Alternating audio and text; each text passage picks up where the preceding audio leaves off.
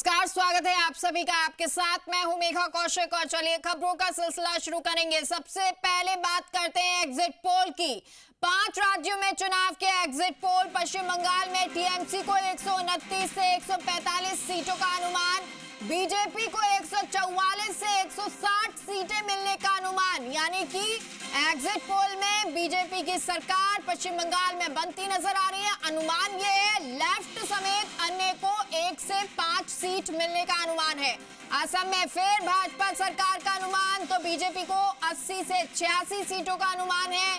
कांग्रेस को 29 से 35 सीटों का अनुमान एग्जिट पोल में है। अन्य को 8 से 13 सीटों का अनुमान लगाया जा रहा है। तो एग्जिट पोल को लेकर ये जानकारी आपको दे रहे हैं। एग्जिट पोल जिसमें पश्चिम बंगाल सबसे महत्वपूर्ण, क्योंकि यहाँ बीजेपी ने अपनी जान लगा दी। तमाम बड़े नेता यहाँ पर मौजूद रहे, रैलियां की गई और चले और हमारे सहयोगी विष्णु हमारे साथ जुड़ गए हैं। उनके साथ बीजेपी प्रदेश अध्यक्ष Madan Rathore. Vishnu, over to you. बिल्कुल मेगा, यहाँ 5 राज्यों के चुनाव हुए हैं और बीजेपी किसी न किसी लिहाज से बढ़त है, लेकिन सबसे बड़ा मामला है यहाँ पर पश्चिम बंगाल का, जहाँ बीजेपी सरकार बनाने जा रही है और इसको लेकर तमाम जो एग्जिट पोल है वो यही कह रहे हैं। और इसके अलावा भी 2 राज्यों में सरकार बना रही है। इसके अलावा केरल में वहाँ फ़ायदा होगा। मेरे साथ बीजेपी प्रदेश अध्यक्ष है मदन राठौड़, उनसे बात कर लेते हैं। लगातार जो एग्जिट पोल आ रहे हैं, क्या लगता है कि वो एग्जिट पोल में बदल रहेंगे? निश्चित रूप से एग्जिट पोल एग्जैक्ट पोल में निश्चित रूप से परिवर्तित होंगे। हमें पहले से भी लगता था, जब इलेक्शन कैंपेन चल रहा था तो जनता का जो उत्साह देखने को मिलता था, यानी हमारी सभाओं में बढ़ चढ़ करके लोग आते थे और उत्साह से नारे भी लगाते थे, बोलते भी थे। तो उसी से हमको ये लगने लग गया था कि अब जनता परिवर्तन चाहती है। ममता बनर्जी ने वहाँ की शासन व्यवस्था बिगाड़ दी थी, तुष्टीकरण की पराकाष्ठा थी, कानून चलता नहीं था, कानून का राज नहीं था, किसी के घर में बम फोड़ना सामान्य बात थी, किसी के कहाँ भी पिटाई कर दो। यहाँ तक कि देखिए ना, उम्मीदवार, अब लोकतंत्र के अंदर उम्मीदवार पर हमला कौन करता है? वोट मांगने का उसका हक है, उसका अधिकार है, लेकिन उम्मीदवार को भी भगा भगा करके पीटना, ये तो पराकाष्ठा हो गई। कानून का कोई पालन नहीं।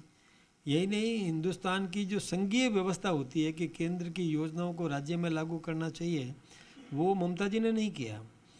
बीबी जी राम जी को उन्होंने लागू नहीं किया।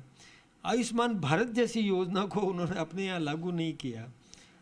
ये गलत हुआ। और मैं तो राज्यसभा में मैंने देखा कि टीएमसी के लोग पहले और कभी भी धार्मिक भावनाओं की बात नहीं करते थे, खिल्लियाँ उड़ाया करते थे, और अभी अंत में तो वो जगन्नाथ मंदिर पे बोल रहे हैं टीएमसी के लोग, राम मंदिर पे बोल रहे हैं, प्रशंसा कर रहे हैं।